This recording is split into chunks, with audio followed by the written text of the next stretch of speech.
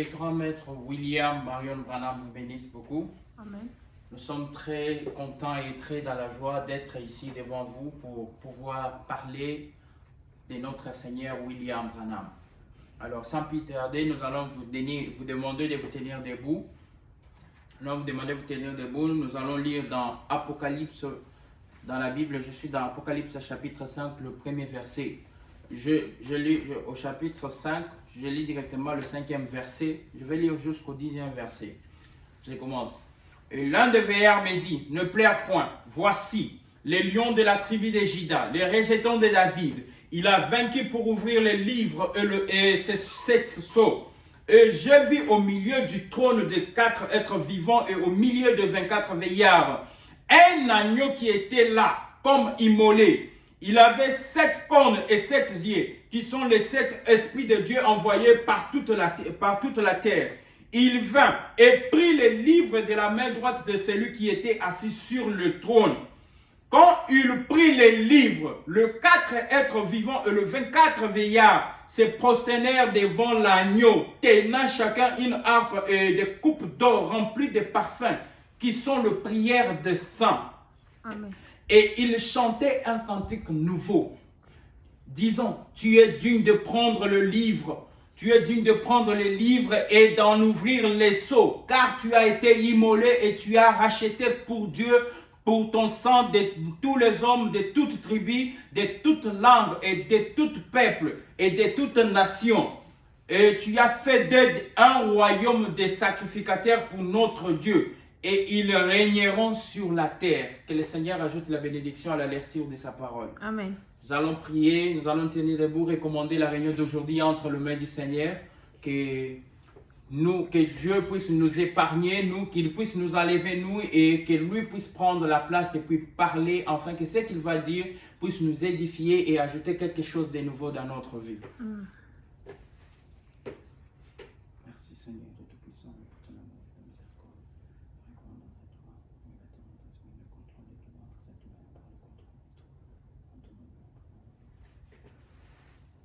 Dieu d'amour, Dieu de miséricorde, William Marion Branham est ton saint nom. Nous te sommes infiniment reconnaissants pour la grâce et la miséricorde que tu nous as donnée. Nous tenir ici debout pour parler de toi n'est pas quelque chose de facile qui est donné à tout le monde. Mais dès avant la fondation du monde, tu nous as prédestinés à nous tenir ici et pouvoir parler de toi.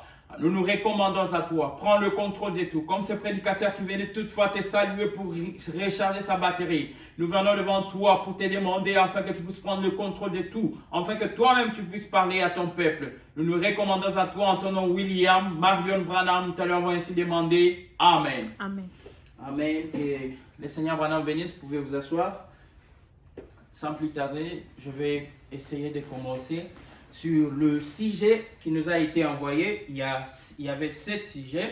J'ai eu le temps de chercher, j'ai eu le temps de voir qu'est-ce que je pourrais parler. En vérité, les 7 sujets sont insuffisants pour limiter William Branham. Il y a beaucoup. William Branham est tellement vaste qu'on ne peut pas commencer à mettre des sujets sur lui. Il y a beaucoup, on peut parler beaucoup dans tous les angles sur William Branham.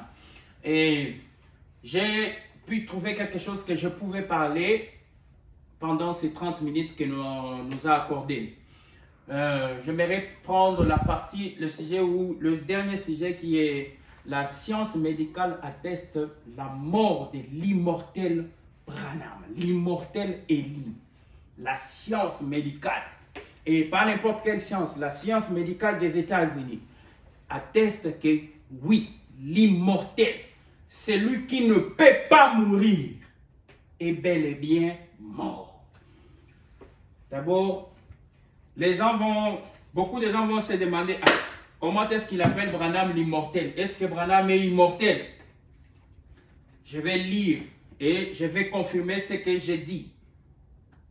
Branham l'Élie, Élie l'immortel. Je suis dans la brochure intitulée L'âge de l'église de Laodicée. Mes excuses, je dois porter des lunettes pour la lumière de ma machine. Je suis dans l'âge de Laodicée. Le paragraphe 105. L'âge de l'église de Laodicée. 105. Or, nous voyons qu'Élie a dû représenter l'âge de cette église pour prouver que c'est Élie, après avoir donné sa prophétie. Élie ne pas à mourir. Élie n'eut pas à mourir. Il fut enlevé et transporté au ciel. Il fut enlevé et transporté au ciel. C'est un type de l'église de la fin, de cet Élie qui va venir à la fin de son âge. L'église partira dans l'enlèvement sans passer par l'ombre de la mort. Amen.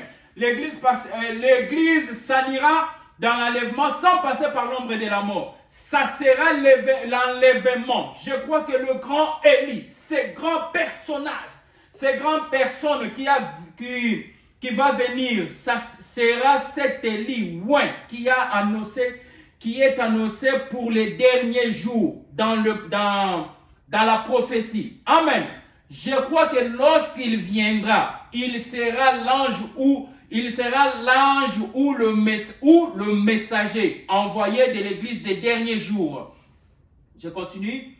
Un peuple rejeté et dépravé. C'est ce que cette église sera devenue. Et elle est déjà.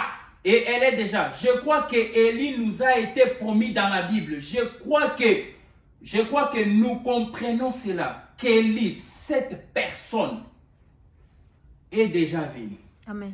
Je vais confirmer. Vous allez dire, mais Élie, effectivement, Élie, ce n'est pas William Branham. Malgré qu'il a dit que c'est le prophète, cet Élie sera le prophète, sera le messager du dernier jour. Mais ça ne confirme pas que c'est frère Branham. Je suis dans Messieurs, est-ce les signes de la fin? 170.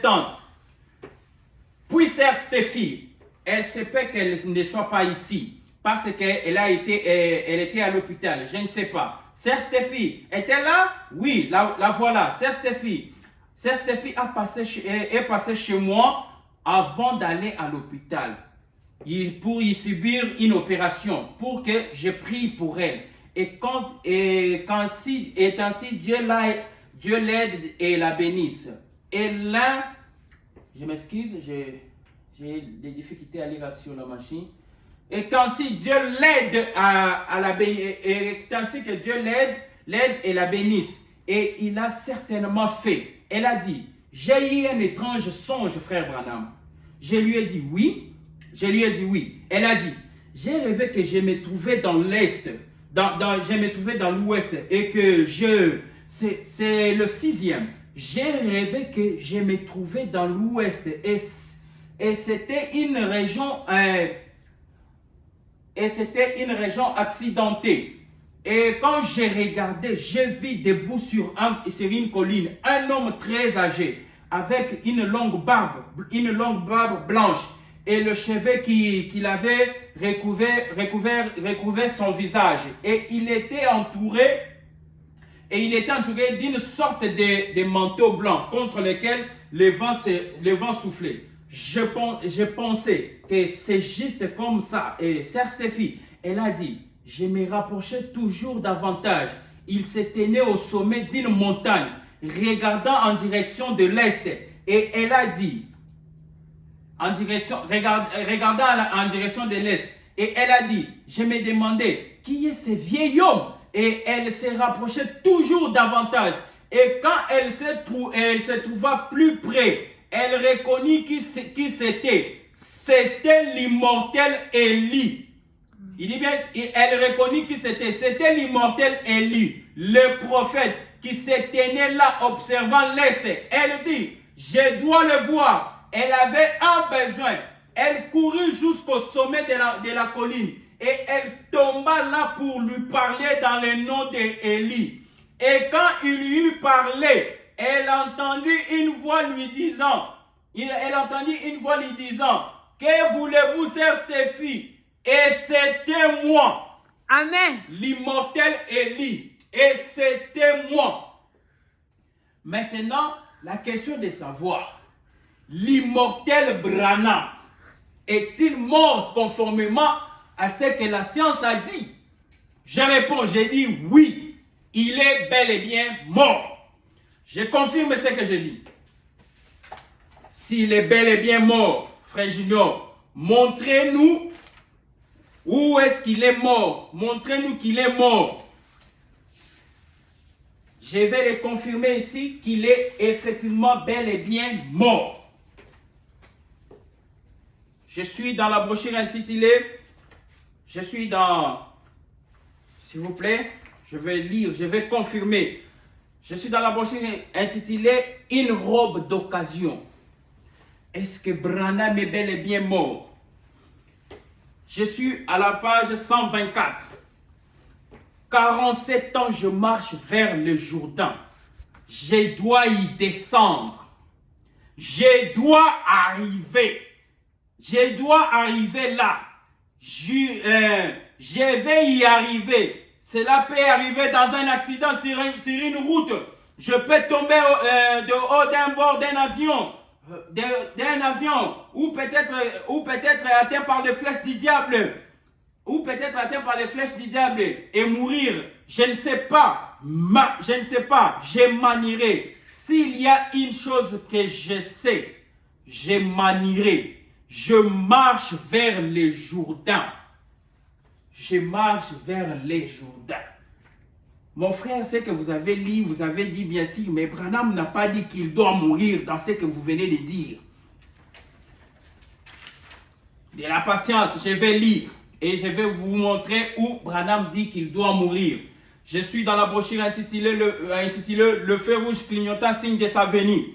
166. Et je sais qu'un jour je devrais mourir. J'espère que Dieu ne laissera jamais Satan me couronner comme un vieil homme grinché et identifié, et une femme comme une vieille, et ma femme comme une vieille femme qui n'arrête pas de faire des remarques, ou votre femme, ou comme ça. J'ai prié, frère, que notre vie soit couronnée des fruits de l'esprit.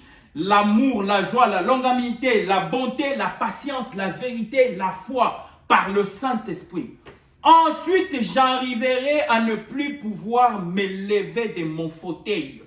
Alors, un matin, le brouillard entrera dans la chambre. Je ferai signe à la mort de l'autre côté.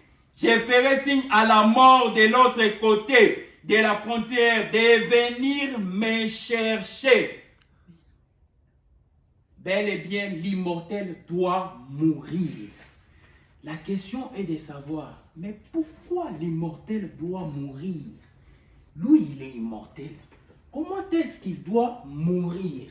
Maintenant, je reviens dans Apocalypse, là où j'avais lu dans Apocalypse. Beaucoup de gens se sont demandé pourquoi est-ce que j'ai lu dans Apocalypse. J'ai lu ici pour montrer que l'immortel doit mourir. Pourquoi? Il doit donner sa vie comme l'agneau. L'agneau qui donne sa vie pour nous racheter, nous. Je confirme, cet agneau, c'est William Branham. Et je vais lire ici. Je suis dans la brochure intitulée La brèche entre les 7 âges de l'Église et les sceaux.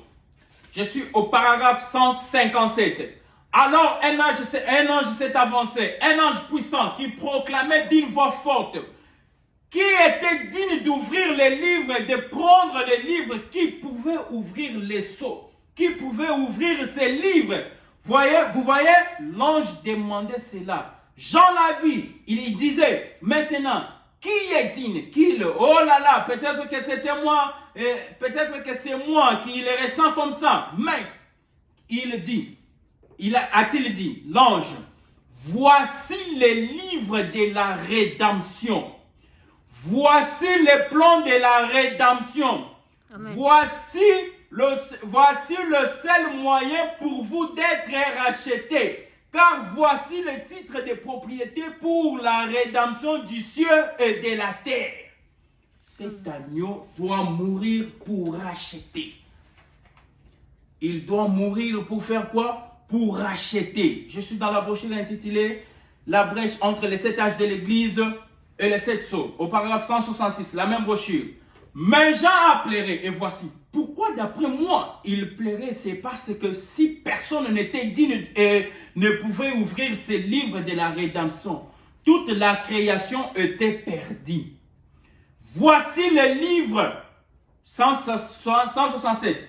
voici les livres, voici les titres de propriété. Et il sera remis aux parents rédempteurs qui pourra remplir les conditions requises. C'est la loi même que Dieu est, c'est la loi même de Dieu. Et il ne peut pas profaner sa loi, ou plutôt ne pas la défier, ou ne pas défier sa loi. Exiger un parent, ou ne pas défier sa loi. Exiger un parent rédempteur qui est digne, qui pouvait le faire, qui avait ce qu'il fallait pour le faire. L'agneau doit le faire. Mais maintenant, cet agneau, c'est une personne. Cet agneau était bel et bien une personne. Pourquoi Élie, l'immortel, doit mourir? Parce que Melchisedec, qui n'avait ni père, ni commencement, ni fin de vie, qui ne pouvait jamais mourir, devait venir naître comme nous, ressentir les mêmes douleurs comme nous, devenir un homme comme nous, afin de pouvoir mourir et donner sa vie pour nous. Alors, ça demandait l'agneau, l'immortel, l'agneau qui doit venir, doit donner sa vie pour nous. Je suis dans le seul lieu d'adoration auquel Dieu a choisi. Le paragraphe 169. L'agneau était éprouvé. Il était gardé pendant 14 jours. C'était des sabbats ou des âges. L'un était pour le juif, pendant lesquels ils offrirent un agneau en type, l'autre pour les gentils, qui ont le vrai agneau.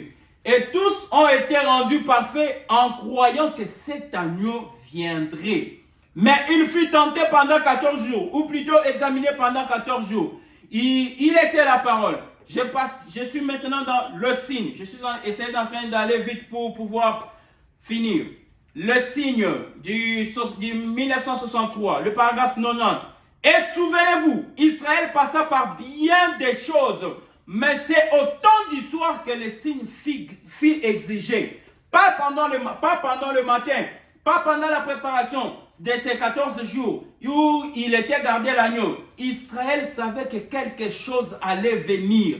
Luther le savait aussi. Wesley le savait aussi. Finney, Knox, Calvin le savait également. Nous y voici.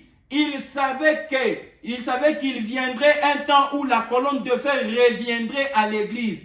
Il savait qu'il viendra un temps où ces choses se produiront. Seulement, ils n'ont pas vécu assez longtemps pour le voir. Mais attendant cela avec impatience, Israël savait que quelque chose allait venir. Amen. Mais c'était au temps d'histoire que le sang de cet agneau, le signe fit placer sur la porte.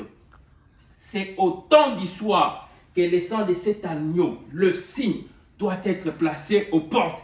Qui est cet agneau? Les signes. Je suis dans la brochure intitulée Les signes. Le paragraphe 73. L'agneau était immolé au temps du soir. L'agneau était immolé au temps du soir après avoir été gardé pendant 14 jours. Et ensuite, l'agneau était immolé et le sang était appliqué au temps du soir. Saisissez-vous? Le signe n'est point apparu avant le temps du soir. Amen. Et ceci est le temps du soir dans l'âge dans lequel nous vivons. Dans l'âge dans lequel nous vivons. Ceci est le temps du soir pour moi, pour l'église. C'est le temps du soir pour moi. C'est le temps du soir de mon message. Je suis en train de mourir. L'immortel doit mourir. Je suis en train de mourir. Je m'en vais. Je me retire au temps du soir. Amen. Nous comprenons pourquoi l'immortel doit mourir. Parce qu'il est l'agneau. Il doit mourir parce qu'il est l'agneau du 14e jour. C'est lui qui doit donner sa vie pour que nous soyons rachetés. C'est l'immortel Élie. Alors il doit mourir. Il dit, ceci est le temps du soir pour moi. Je suis en train de mourir. Je m'en vais. Je me retire au temps du soir de l'évangile. Amen. L'immortel doit mourir. Nous avons confirmé ici comment est-ce qu'il est mort. Lui-même, il le confirme qu'il est mort. Il est bel et bien mort. Mais je lis une chose. Je vais d'abord dire une chose. l'immortel Élie, est-il mort? Et lorsqu'il meurt, est-ce qu'il ressuscite ou il reste dans la tombe? Je lis l'immortel lui-même qui parle. Je suis dans la brochure intitulée, allez dire à mes disciples. Je suis au paragraphe, mes excuses, allez dire à mes disciples, je suis au paragraphe 90. Je dois arriver au bout du chemin l'un de ces jours. Mes labeurs seront finis. Certains parmi vous, jeunes garçons qui êtes assis ici, avec qui nous avons joué ensemble, faites la boxe ensemble, joué au bill ensemble et tout. Nous étions des petits, mais maintenant nous étions des petits gamins à l'époque. Mais maintenant, je commence à remarquer, demain c'est mon anniversaire, j'aurai 47 ans. Demain, mes épaules commencent à s'affaisser et les rides commencent à apparaître en dessous de mes yeux. Les cheveux qui me restent commencent à grisonner. Qu'est-ce? La mort s'installe. L'immortel remarque la mort. Qu'est-ce? La mort s'installe. Elle est en train de m'écraser. Elle est en train d'essayer de m'écraser. Mais mon frère, alors que la mort est en train de m'écraser d'un côté, la vie est en train de me renouveler de l'autre côté. La vie est en train de me renouveler de l'autre côté. Frère Junior, c'est ce qui vous confirme que l'immortel est ressuscité? Oui. Par là, j'aimerais ouvrir une petite parenthèse. J'espère que vous tous, vous avez vu la vidéo où j'étais parti à Jeffersonville, à la tombe du Seigneur Branham, là où les Américains pensent qu'ils ont enterré le prophète Branham. Et il y a un certain moment où nous avons entendu tous ces rumeurs qui disaient que lorsque la sœur Meda est morte, lorsqu'on est parti pour l'enterrer, on a ouvert la tombe de William Branham et on a trouvé que ses os étaient là, il était là à l'intérieur. Réellement, ça nous a beaucoup touché, nous tous qui croyons à la résurrection, ça nous a beaucoup touché.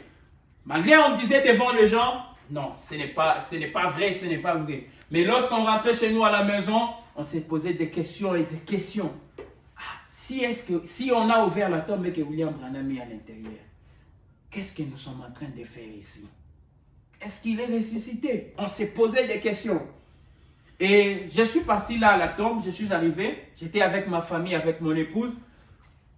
Nous sommes arrivés là-bas. Cette question est revenue en moi. Je me suis dit, à côté de la tombe, c'était écrit là, Meda. On a enterré Meda là. Je me suis posé la question, est-ce que le frère Branham, le papa de Billy Paul, l'homme qui s'est tenu debout et que ses yeux entraient à l'intérieur, l'homme qui voyait des kilomètres et des kilomètres, où Billy Paul était à des kilomètres là à l'école, on le grondait pour le message de son père, sans même téléphoner son père le voyait. On demande à Père Green, connais-tu le père de Branham? Il dit, ah, le père de Branham, le père de Billy Paul. Même quand je suis dans la douche, je sais qu'il me voit. Ah, cet homme, me dire que cet homme est dans la tombe, je me posais des questions. J'ai dit, non, il ne peut pas être dans la tombe. Il dit, même si vous m'enterrez dans le tombeau le plus profond, je dois ressusciter. Je me posais des questions. Est-ce qu'il est? Il est ressuscité ou il n'est pas ressuscité? Je me posais beaucoup de questions. Et alors, je me suis approché près de la tombe, croyant bien que c'était les derniers endroits où la puissance vivifiante était passée. J'ai touché la tombe, j'ai dit, Seigneur, je me pose tant de questions. Et je ne suis pas le seul à me poser cette question. Il y a beaucoup qui se posent aussi cette question. Montre-moi juste un signe qui me prouve que tu es ressuscité. Qui me prouve qu'on n'a jamais ouvert cette tombe. Mais tu es sorti sans que personne ne puisse savoir qui tu étais déjà sorti. J'étais resté là. Environ 5 minutes, je suis rentré dans la voiture pour qu'on puisse partir. Et lorsque j'ai regardé devant, j'ai vu une voiture arriver. Et sur la voiture, il n'y avait pas de numéro de matriculation. Il y avait juste, c'était écrit le message, en anglais, de message. J'ai dit à ma femme, parce que moi, j'apprends encore l'anglais. J'ai dit à ma femme, regarde là-bas, c'est écrit le message. Cette personne connaît peut-être le frère Branham. Et lorsque je regarde, c'était une vieille dame. Vraiment une vieille dame. Elle est descendue. J'ai dit à ma femme, allons-y, aller parler. Un homme d'abord parler avec elle, écoutons ce qu'elle dit. Et on pose à la dame, connaissez-vous frère Branham? Elle me dit, oui, j'ai vécu le temps où il était ici sur terre. La dame nous a parlé de beaucoup de choses. De ce que frère Branham a fait dans sa vie à elle, avec sa famille. J'ai dit, mais ça, ce n'est pas un homme. Ce n'est pas un homme. C'est Dieu. C'est là que vous devez t'amener toi-même, madame, à te mettre à genoux et dire Dieu. Mais pourquoi? Et je me suis approché de la dame. J'ai dit, madame, la vidéo elle est sur internet. J'ai dit, madame, nous avons appris que la sœur Médée était morte. Et lorsqu'elle était morte, on est venu l'enterrer ici. Est-ce vrai? Elle dit oui. On a enterré la sœur Médée juste à côté. J'ai dit, ceux qui sont venus enterrer, ceux qui portaient le cercueil, ceux qui ont creusé les trous ici, est-ce qu'ils ont eu le courage d'ouvrir la tombe de mon Seigneur pour voir s'il était là et qu'ils ont vu qu'il était là? Elle dit, on n'a jamais ouvert la tombe de William Branham. On n'a même pas creusé, on a vu les cercueils. Non, on a creusé d'un côté et on a mis la sœur Médée. J'ai dit, qui a amené cette histoire qu'on a ouvert les cercueils de William Branham? Il dit, on ne connaît pas. On a entendu aussi ça aussi comme vous entendez. J'ai dit, mais il n'est pas là. Il n'est pas là, peuple de Dieu. C'est qu'on nous a prêché des temps et des temps. On nous a dit dans des brochures William Branham en train de dire qu'il ne peut jamais mourir, qu'il est ressuscité. Je l'ai vécu, j'ai vu, j'ai senti la puissance de William Branham. Il n'est pas dans la tombe. Ce qu'on nous a prêché, c'est la vérité. Il n'est pas dans la tombe. Nous n'adorons pas un Christ qui est mort. Nous adorons un Christ vivant. C'est ce qu'il nous a dit. Il a dit qu'il est vivant. Même si vous m'enterrez dans les tombeaux le plus profond, je suis vivant. Je vais ressusciter. Il n'y a aucun démon qui peut m'empêcher de ressusciter. Où j'étais, je ne pouvais plus me maîtriser. Où j'étais, je ne pouvais plus me contrôler. J'ai dit, Branham, tu es Dieu. J'ai posé à la dame la question. Pour confirmer tout. Je voulais tout confirmer. J'ai dit, lorsqu'on a enterré les frères Branham, on a mis quoi ici au-dessus? Elle me dit, on a placé l'aigle à nord. Oh, j'ai dit, mais vous comprenez ce que vous êtes en train de faire? L'aigle, c'est quoi? J'ai dit, l'aigle, c'est le prophète Élie. L'aigle qui doit venir de Malachie 4, Élie. Et l'aigle en or, l'or, la divinité, signifiant que c'est lui qui est dans la tombe, le prophète Dieu. Vous ne pouvez pas avoir la force de le maintenir dans la tombe. Il n'y a pas de force qui peut retenir Branham dans la tombe. Il est hors de la tombe. Oh. Il est hors de la tombe, je le dis bien. Il est hors de la tombe. Je vais confirmer ce que j'ai dit. Je vais confirmer ce que j'ai dit. Branham est hors de la tombe. Et lorsque j'ai posé la question, l'aigle est parti où? Elle dit, juste après avoir enterré, quelques jours après, on est revenu, on a trouvé que l'aigle n'était plus. Mais la nouvelle est répandue partout, on a dit que l'aigle a été volé. J'ai dit non, l'aigle n'a pas été volé. L'aigle s'est envolé. L'aigle est parti. La résurrection s'est faite. L'aigle est parti. La façon dont l'aigle est pointé sur la tombe, si on vole, cette tombe doit se briser. Cette tombe doit se briser. Mais l'aigle est parti calmement. Je confirme que Branham est ressuscité. Peuple de Dieu, la mission évangélique Branham, l'église de Kinshasa. Vous n'adorez pas un Dieu qui est dans la tombe. Vous adorez un Dieu qui est ressuscité. Oui. Vous adorez le Dieu qui est ressuscité. Je le confirme. La preuve de sa résurrection. Je suis au paragraphe 80. Maintenant, en signe de cela, il amène ceci avant qu'il ait une résurrection. il doit y avoir une mort, car il faut qu'il y ait une chose qui ensuite meurt, puis revient pour que ça soit une résurrection. Il doit y avoir une mort et puis une résurrection. Allez dire à mes disciples, 107. Je vois la grande étoile du matin suspendue là dans l'orbite. Je prends 108. Vous pouvez lire directement les 107. 108. Frères, sœurs, chaque fois qu'une écriture de Dieu est sur le point de s'accomplir, ne vous en faites pas. Elle sera bel et bien là.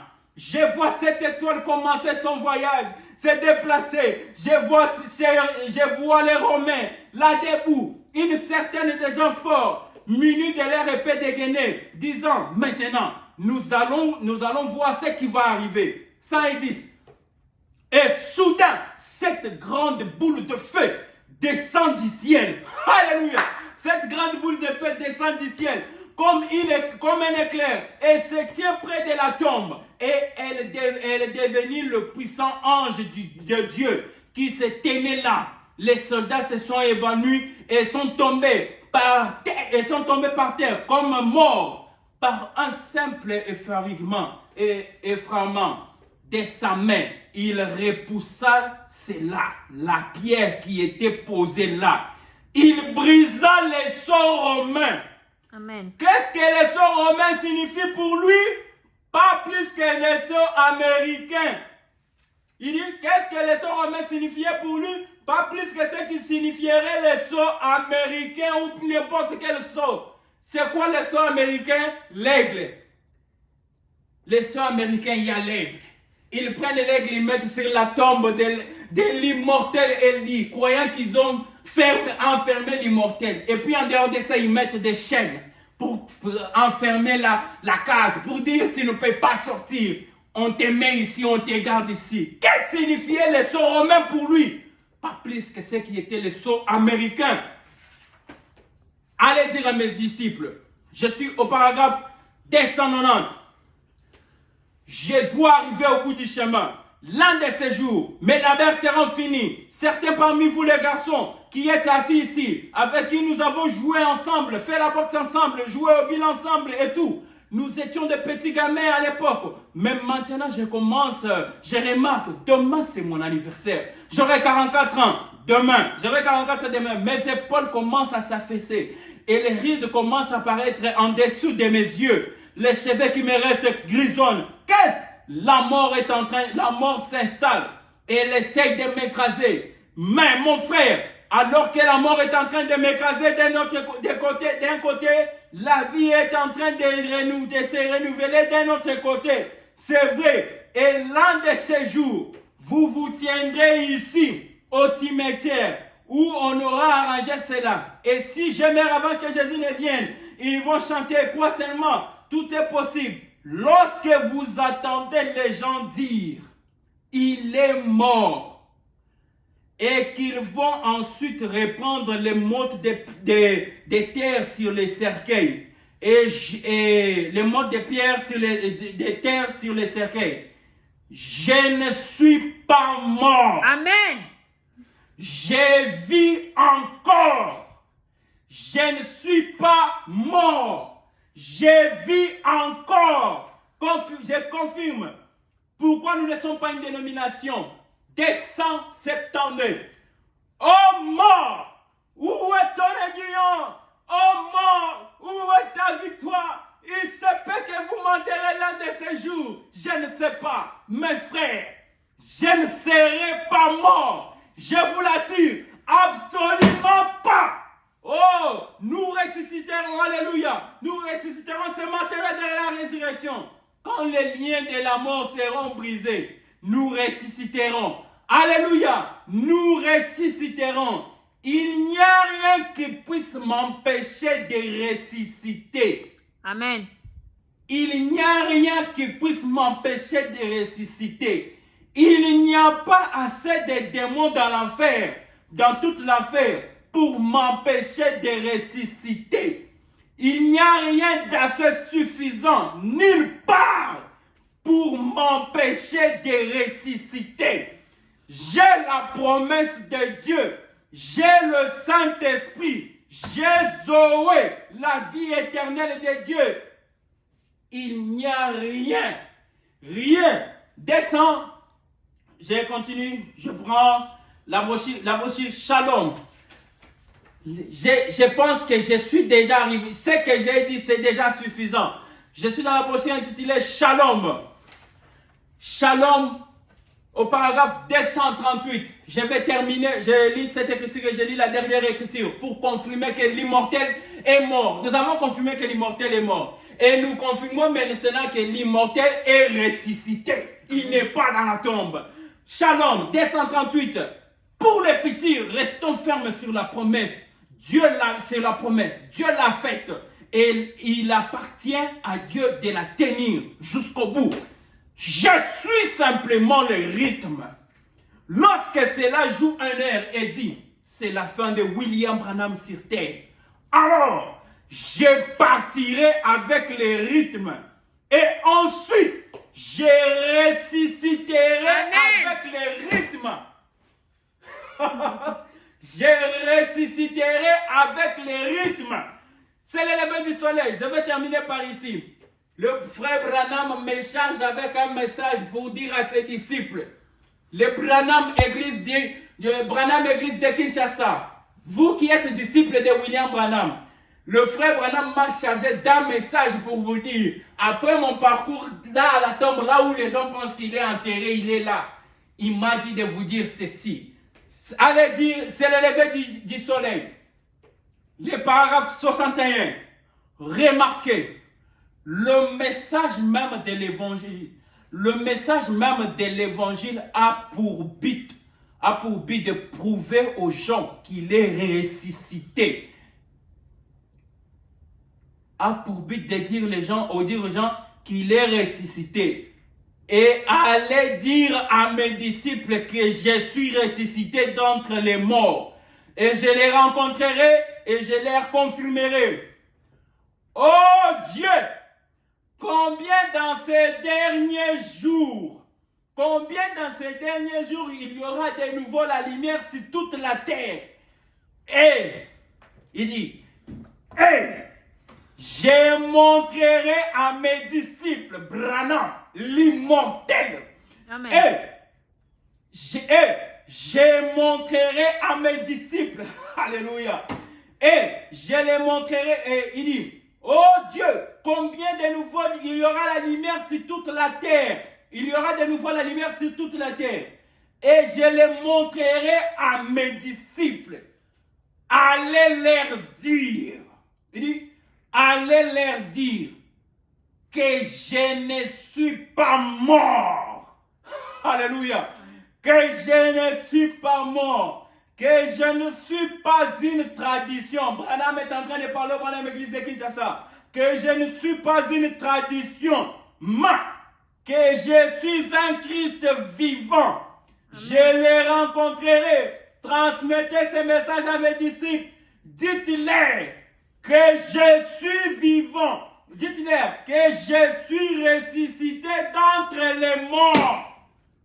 Que le Seigneur William Marion, Amen. Branham, l'immortel Élie, les ressuscités, vous bénisse. Amen. Merci.